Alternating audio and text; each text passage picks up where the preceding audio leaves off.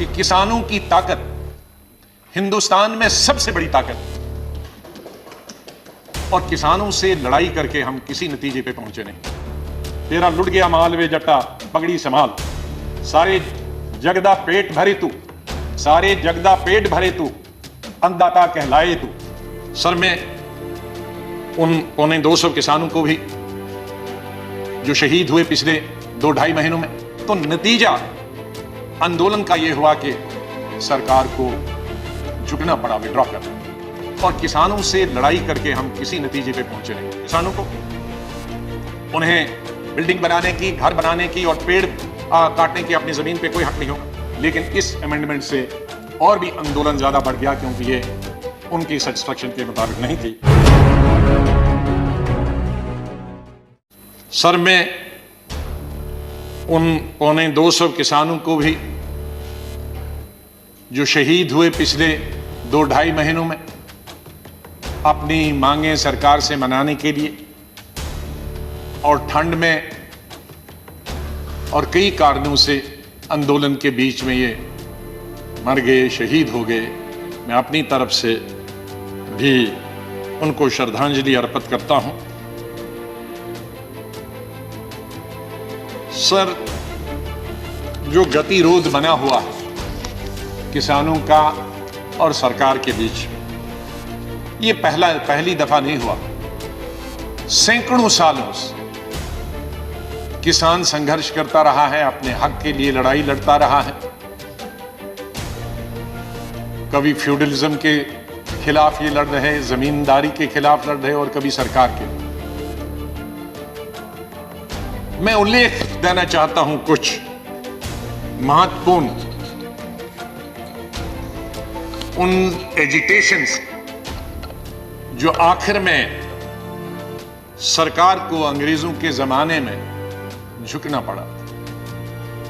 मैं कई दिन से पढ़ रहा था किसानों के आंदोलन के बारे में, और विशेष रूप से अंग्रेजों के शासन। तो नतीजा आंदोलन का यह हुआ कि सरकार को झुकना पड़ा, विड्रॉ करना। और मैं इस नतीजे पे पहुंचा हूं कि किसानों की ताकत हिंदुस्तान में सबसे बड़ी ताकत है, और किसानों से लड़ाई करके हम किसी नतीजे पे पहुंचे नहीं, और न पहुंच सकते। अगर आपकी अनुमति हो तो कुछ हिस्ट्री के पन्ने मैं यहां आपके सामने रखता हूं।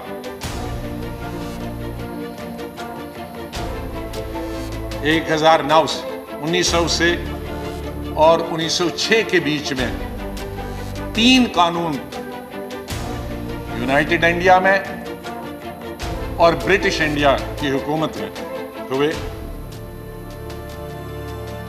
वो है पंजाब लैंड कॉलोनियल एक्ट 1900, दूसरा दुआबारी एक्ट 1906, द कॉलोनियल एक्ट 1906। ये 3 कानून के खिलाफ, ये 3 कानूनों में क्या था कि जमीन की मालिक ब्रिटिश सरकार होगी,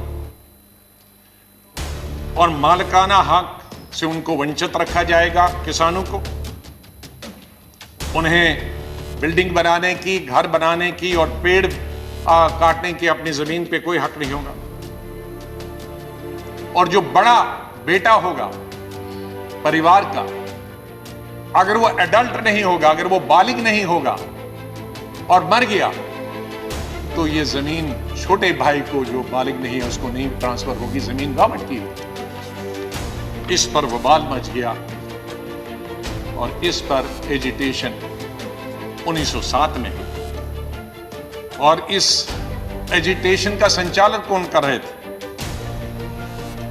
अजीत सिंह, सरदार अजीत सिंह, बड़े भाई भगत सिंह जी के, किशन सिंह जी भगत जी के पिताजी, घसीटा राम जी, सूफी अंबा प्रसाद जी।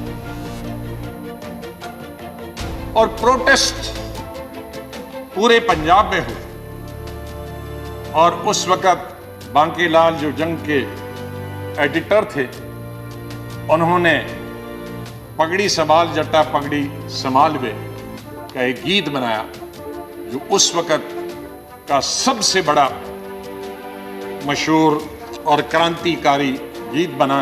मैं उसमें से कुछ क्षण यहां आपको बताना चाहता हूं। पगड़ी संभाल जट्टा पगड़ी संभाल, तेरा लुट गया माल वे जट्टा पगड़ी संभाल, सारे जगदा पेट भरे तू, सारे जगदा पेट भरे तू, अन्नदाता कहलाए तू, उठ और उठ के खाक के जर्रे, खाक के जर्रे को कहता, उठ और उठ के खाक के जर्रे एक सितारा बन जा तू, बुझा बुझा सा क्यों है दिल तेरा एक अंगारा बन जा तू, वो सदियों के ठहरे पानी बहती धारा बन जा तू, लुट गया माल तेरा लुट गया माल वे पगड़ी संभाल जट्टा पगड़ी संभाल। तो ये इस तरह से उस गीत ने एक नया जोश, एक नया वलवला, एक जगह नई जागृति उन किसानों में पैदा की। लाला लाजपत राय जी बीच में आए और उन्होंने भी अपना समर्थन दिया। गवर्नमेंट ने उस बिल में अमेंडमेंट का प्रस्ताव रखा, अमेंडमेंट की, माइनर अमेंडमेंट की, लेकिन इस अमेंडमेंट से और भी आंदोलन ज्यादा बढ़ गया क्योंकि ये उनकी सेटिस्फैक्शन के मुताबिक नहीं थी और वायलेंस रावलपिंडी, गुजरांवाला, लाहौर में हुआ। तब इंडिया यूनाइटेड था और नतीजा इसका हुआ कि तीनों बिल वापस ले गए सरकार। अंग्रेज हुकूमत, मैं दूसरा उल्लेख यह हिस्ट्री को मैं अपना नहीं बोल रहा हूं। 1917 में चंपारण सत्याग्रह गांधी जी के नेतृत्व, और गांधी जी की यह पहली सत्याग्रह थी साउथ अफ्रीका आने के बाद। वहां भी नील की खेती होती थी, इंडिगो जिसको अंग्रेजी में बोलते थे, और वो जबरदस्ती अंग्रेज खेती वो करवा रहे थे। उन्हें अपनी खेती धान वगैरह की इजाजत नहीं थी। गांधी जी पहुंचे, वो लंबी स्टोरी में यहां नहीं बताना चाहता हूं, और सरकार को मजबूर किया कि कानून लाए नील की खेती को खत्म करने के लिए। बिहार और उड़ीसा लेजिस्लेटिव एक ही स्टेट था, उसमें बिल लाया गया, लेकिन मेंबर्स ने ये मांग की कि इस बिल को सिलेक्ट कमेटी को भेजा गया है, और ब्रिटिश सरकार ने वो मेंबर्स की मांग मानी और इसको सिलेक्ट कमेटी में भेजा गया। और न सिर्फ इस बिल को सिलेक्ट कमेटी में भेजा गया, बल्कि एक कॉपी गांधी जी को दी गई और कहा कि आप भी अपने सुझाव बताओ। तो इस तरह से गांधी जी के सुझाव और सिलेक्ट कमेटी के जो सुझाव दिए और नील की खेती बंद हो गई। एक दूसरी मिसाल है इस चंपारण की और अंग्रेज हुकूमत की। माननीय प्रधानमंत्री जी मुझसे ज्यादा जानते हैं क्योंकि उनके स्टेट की बात कर रहा हूं। चौथी आंदोलन की 1918 में खेड़ा सत्याग्रह, जिसमें महात्मा जी गांधी जी शुरू हुए और बाद में उसका संचालन सरदार वल्लभ भाई पटेल और उनके साथियों ने उसको चलाया। गांधी जी ने और पटेल जी ने कहा कि देश भर के लोग नहीं आएंगे, गुजरात के भी लोग नहीं आएंगे, यहाँ के लोग सिर्फ इसका आंदोलन करेंगे, या ज़्यादा से ज़्यादा गुजरात के लोग, लेकिन बाहर के लोग नहीं आएंगे।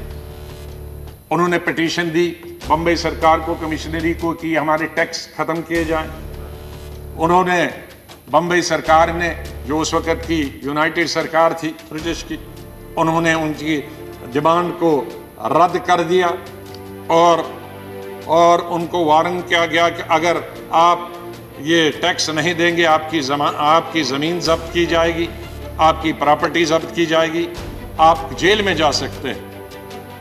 लेकिन रिवोल्ट इतना बढ़ा कि लोगों ने उसकी कोई परवाह नहीं की गई प्रॉपर्टी उनकी ली गई, ज़मीन उनकी ली गई और ज़मीन सीज की गई, लोगों को अरेस्ट किया गया, लेकिन आंदोलन ख़त्म नहीं हुआ।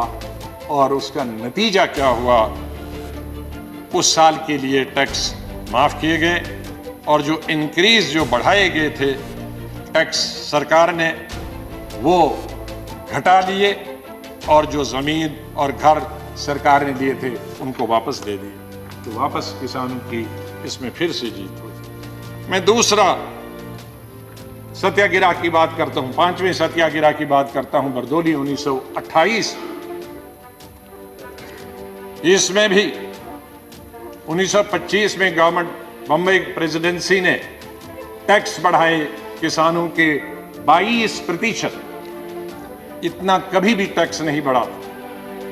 और सरदार वल्लभ भाई पटेल जी ने गवर्नर बम्बई को लिखा टैक्स कम करने के लिए, लेकिन गवर्नर ने वो रिजेक्ट कर दिया। उसके बाद नॉन पेमेंट की वजह से लोगों को तंग किया गया, उनकी प्रॉपर्टी, उनके जान माल की हिफाजत करना मुश्किल हो गया था और गवर्नमेंट ने ऑक्शन कर दी कई ज़मीनें और कई घर, लेकिन एक भी आदमी उस ऑक्शन के लिए नहीं आया।